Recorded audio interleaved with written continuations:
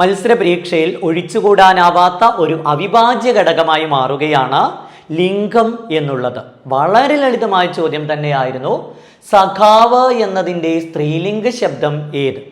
നമുക്കറിയാം, ഭാഷയ്ക്കകത്ത് ലിംഗം 3 വിധമാണ്. പുരുഷനെ കാണിക്കുന്നത് പുല്ലിംഗം, സ്ത്രീയെ കാണിക്കുന്നത് സ്ത്രീലിംഗം, സ്ത്രീയും പുരുഷനുമല്ലാത്ത വസ്തുക്കളെ കാണിക്കുന്നത് നപുംസകലിംഗം എന്നുള്ളത്. ഇനി നമ്മളോട് ചോദിച്ചത്, ഈ സഖാവ് എന്നുള്ളത് പുല്ലിംഗമാണ്, ഇതിൻ്റെ സ്ത്രീലിംഗ ശബ്ദം ഏതാണ്? സഖാവ് എന്ന പദത്തിൻ്റെ അർത്ഥം തോഴൻ എന്നാണ്. സഖാവ് എന്ന പദത്തിൻ്റെ അർത്ഥം തോഴൻ എന്നാണ്. അപ്പോൾ സഖി എന്ന പദത്തിൻ്റെ അർത്ഥം തോഴി എന്നാണ്. ഉത്തരമായി വരുന്നത് സഖി.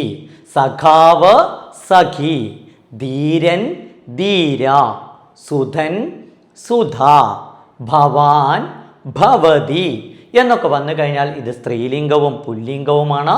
സഖാവ് എന്നതിൻ്റെ സ്ത്രീലിംഗം സഖി, ധീരൻ എന്നുള്ളതിൻ്റെ സ്ത്രീലിംഗം ധീര, കവി എന്നതിൻ്റെ സ്ത്രീലിംഗം കവയിത്രി. കവി എന്നുള്ളതിൻ്റെ സ്ത്രീലിംഗം കവയിത്രി. കവി എന്നുള്ളതിൻ്റെ സ്ത്രീലിംഗമാണ് കവയിത്രി. കവി. കവി എന്നുള്ളതിൻ്റെ സ്ത്രീലിംഗം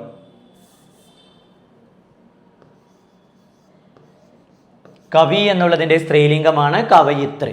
അപ്പോൾ എതിർലിംഗവുമായി ബന്ധപ്പെട്ടതുണ്ടായിരിക്കും. ഇതൊക്കെ ക്ലാസ്സിനകത്ത് നമ്മൾ വളരെ വൃത്തിയായിട്ട് എന്താണ് അനുപ്രയോഗം ധാരാളം പറഞ്ഞതാണ്. എന്താണ് എതിർലിംഗങ്ങൾ, ഏറ്റവും പ്രധാനപ്പെട്ട എതിർലിംഗങ്ങൾ നമ്മൾ പറഞ്ഞതാണ്. അപ്പം അതൊക്കെ വൃത്തിയായിട്ട് നിങ്ങൾ പരീക്ഷയ്ക്ക് വരുന്നത് അറിഞ്ഞ് പഠിച്ചു കഴിഞ്ഞാൽ നമ്മൾക്കിവിടെ 1 മാർക്കും പോവില്ല. അപ്പോൾ നല്ല രീതിയിൽ നിങ്ങൾ തയ്യാറാവണം. അടുത്ത ചോദ്യത്തിലേക്ക് വരാം. ശൗരി. ശൂരസേനന്റെ വംശത്തിൽ ജനിച്ചവൻ. സമാസം ഏത്?